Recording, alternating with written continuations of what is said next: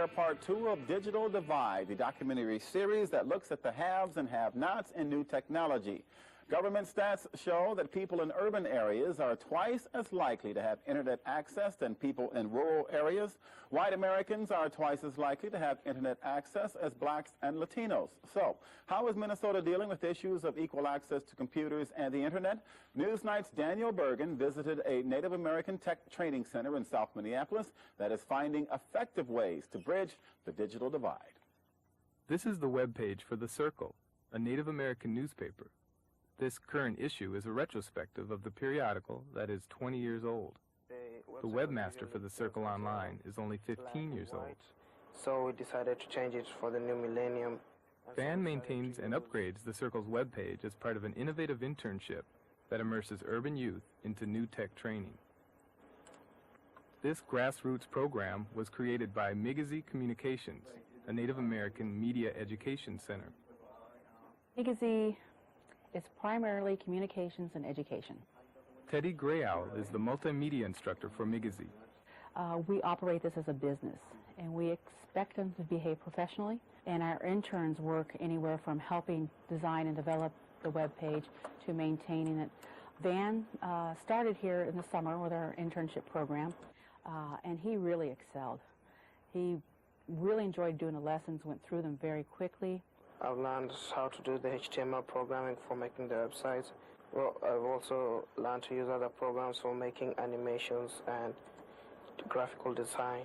The MIGIZI staff also encourage the interns and students to use the lab for schoolwork and email, which helps Van bridge the digital divide, but also a geographic divide to East Africa.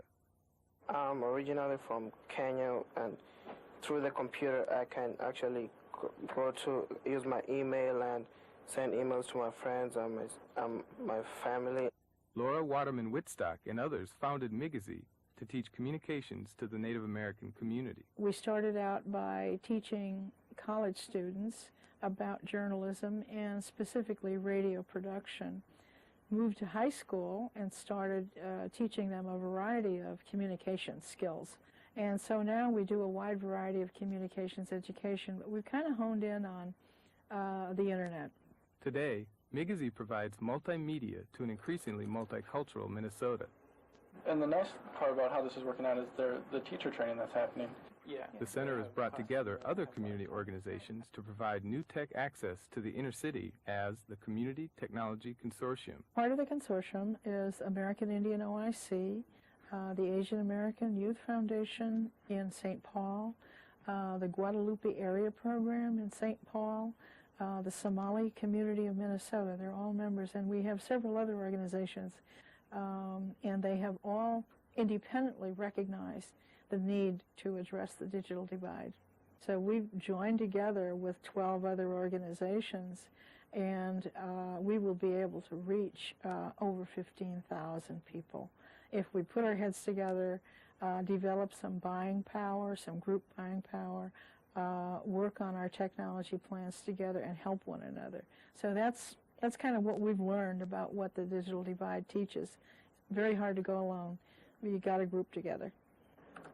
Right now I'm with two companies. I'm here at MIGIZI, just do some web page design, and at the other place is Minnesota Wave Tech. It's an internet service provider, and I do tech support for them, kind of learning the admin ropes a little bit. Isaac's experience shows how this kind of grassroots access can make up for the shortcomings in the mainstream education system. A lot of the schools I've seen, too, they really use the computers just for something that could be taught out of a book just as easily. I've honestly learned easily more here than I have in the last 4 years I've been going to high school, without a doubt. The Community Technology Consortium has not yet met the original goal of networking reservations and urban centers throughout the Northwest, but it is having an impact on urban youth in the Twin Cities. One of our goals is to create a model so that other urban consortia will be able to follow this. They won't have to climb the same mountain we had to climb. The notion is that groups band together, they offer access, they offer training, and you greatly increase the chance that that average inner city kid is going to be able to have time on a computer.